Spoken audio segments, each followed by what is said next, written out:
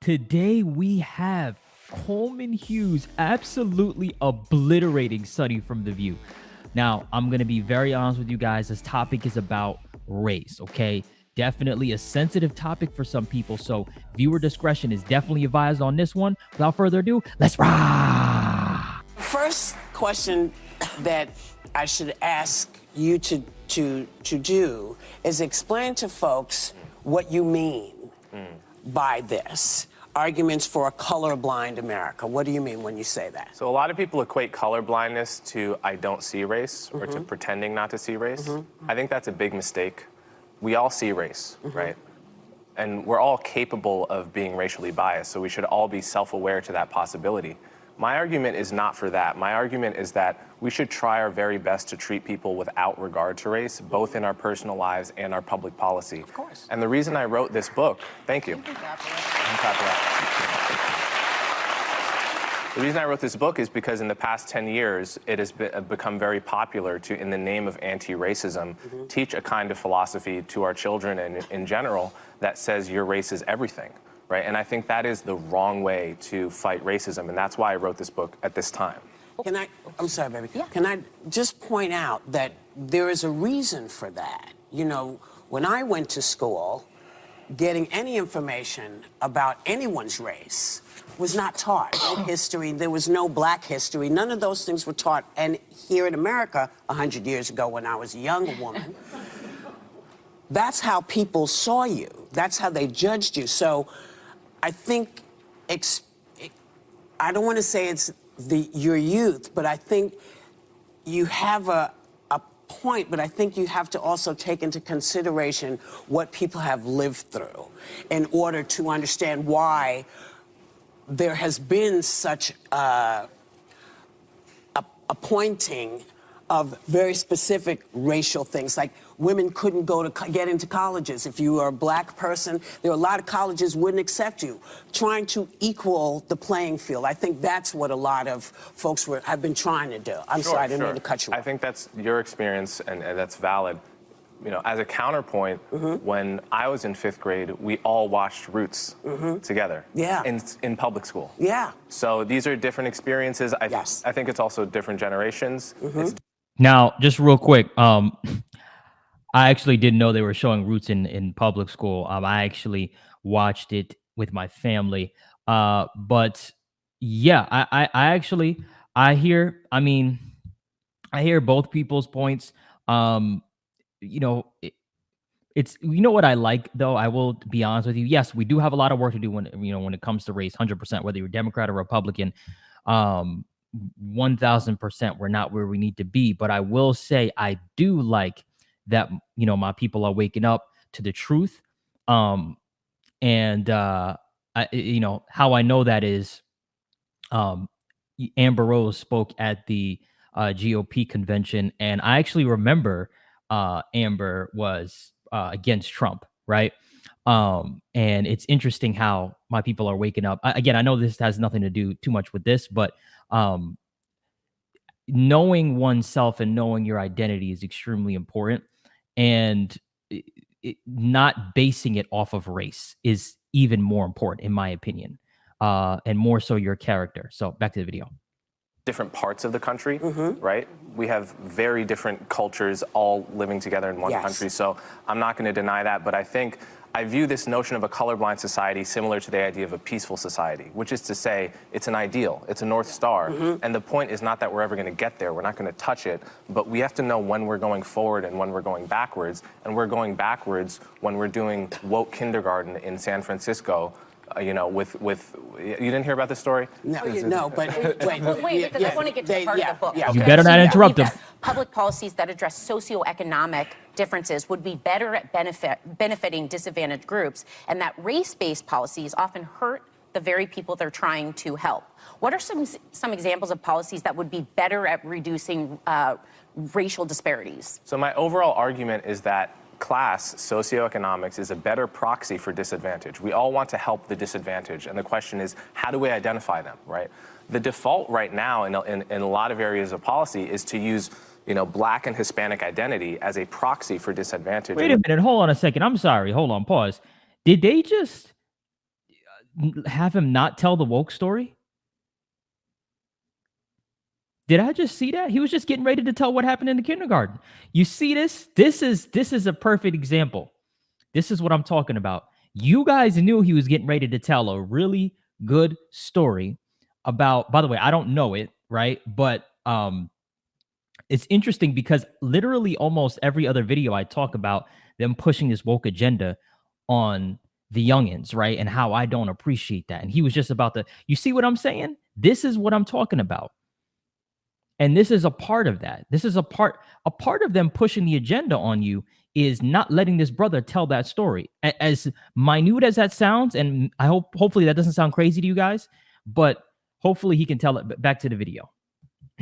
My argument is that you actually get a better picture of who needs help by looking at socioeconomics and income. That picks out people in a more accurate way. Well, right? So, and not my question, but when you say that socioeconomics picks out people in a better way than race, when you do look at the socioeconomics, you see the huge disparity between white households and black households. You see the huge disparity between white households and Hispanic households.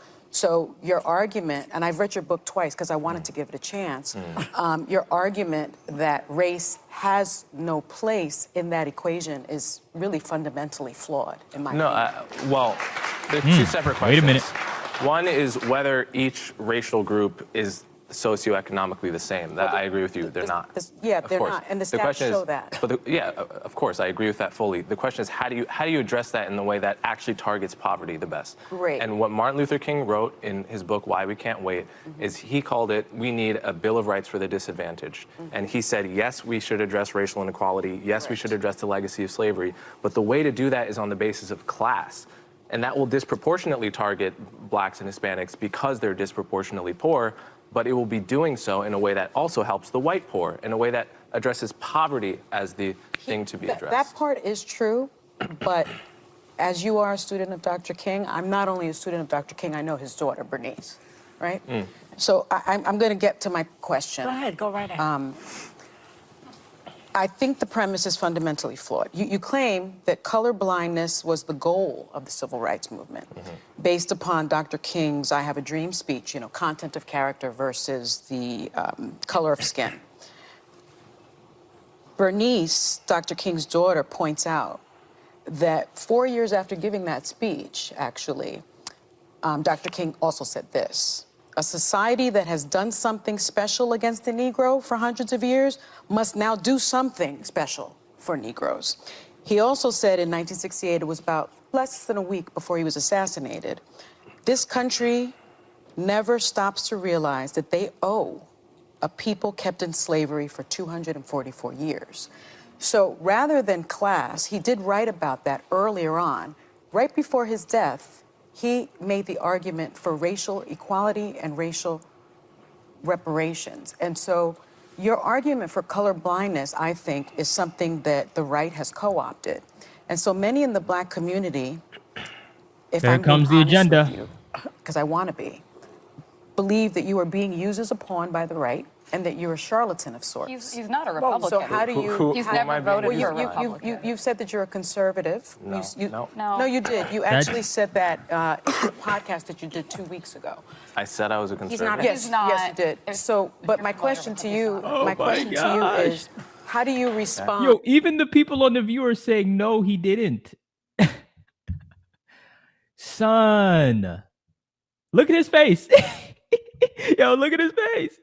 Yo. To those critics. Okay, that let's give him, believe- let him answer. Yes, First thing I think it's very important. The quote that you just pointed out about doing something special for the Negro, that's from the book Why We Can't Wait that I just mentioned. Yes. A couple paragraphs later, he lays out exactly what that something special was, Yes. and it was the Bill of Rights for the Disadvantaged, a broad class-based policy. But he also says okay? you must include race.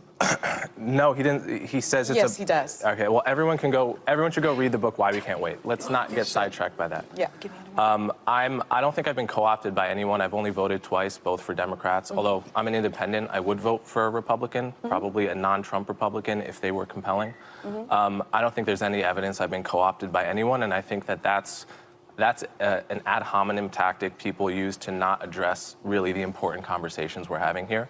And I think it's better, and it would be better for everyone if we stuck to the topics rather than make it about me with no evidence that I've been co-opted. I want to give you the opportunity to respond to I appreciate the criticism. I appreciate it. There's no evidence that I've been co-opted by anyone. I have an independent podcast.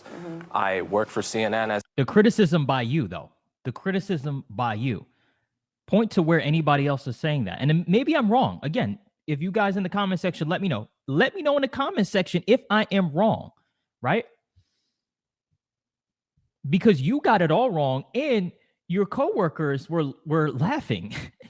Literally like, yo, what are you talking about, right? He didn't say that. So I think that's interesting. And ultimately, you know, here's my stance. My stance really quick, and I'm gonna let him rock, but real quick, my stance is I do believe you should know your history 100%. Okay. Because ultimately, the way that I can only speak to my people, the way that we see ourselves is not as a king or this or that, right? Well, this has nothing to do with politics, by the way, Democrat, Republican. This is just the way that my people see themselves. And that is the mental trauma that they went through. That is real. Okay. I will admit to that. However, what I'm not going to do is say, hey, look, yo, you let that stop you from becoming successful or doing what you want to do, right? Because absolutely not. I believe that in this country, especially right now, there's definitely, as far as opportunity goes, if you want to go out and get it, you can get it. There's a lot of people of color that are out here eating, right? So, you know, that's just my personal opinion, but back to the video. As an analyst, I write for the Free Press. I'm independent in all of these endeavors, and no one is paying me to say what I'm saying. I'm saying it because I feel it. Yep. Alyssa, you have the question. Coleman, thanks for being here. So in the past decade, it feels like racial tensions have gotten worse.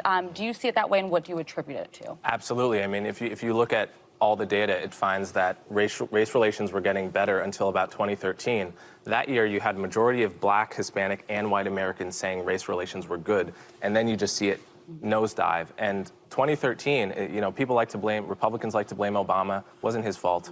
Democrats like to blame Trump.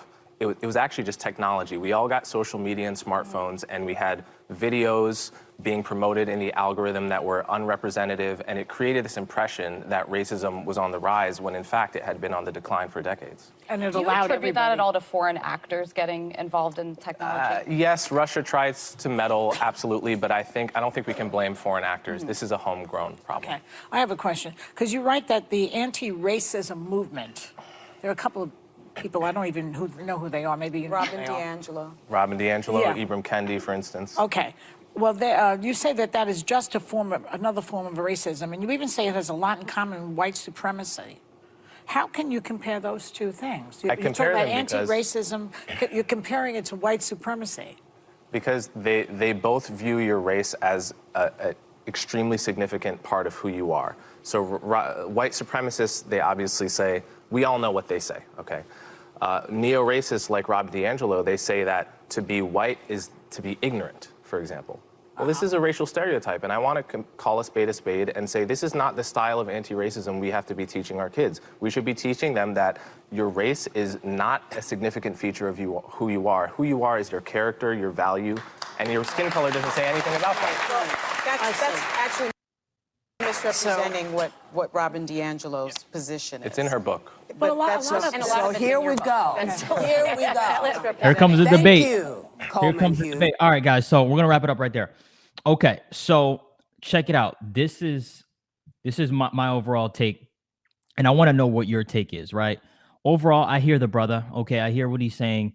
Again, for me, you should know your history. I do not think you should be oblivious to your history. Okay. I think that piece of it is important, but ultimately what's more important absolutely is your character, who you are as a person, how you treat people, right? That's very important. things of that nature, right? So, and yeah, that's pretty much it. You know, it is, you know, the color thing, what, you know, blue, black, whatever you color you are, you know, we live in the United States of America, right? So I don't think that's a big deal, but maybe, you know, maybe I'm wrong. Maybe you disagree with me, right? So let me know in the comment section. But those are the main points that I think, you know, for a person stand out the most. Somebody that has integrity, right? Somebody that is loyal, right? We're missing that, right? So just those values are extremely important. But anyway, let me know what you think in the comment section. Let me know if you agree with this brother here. All right. If you don't, let me know as well. All right. Are you on Coleman's side? Let me know. And other than that, make sure you slap the like button, kick the subscribe button for more. Until next time, peace.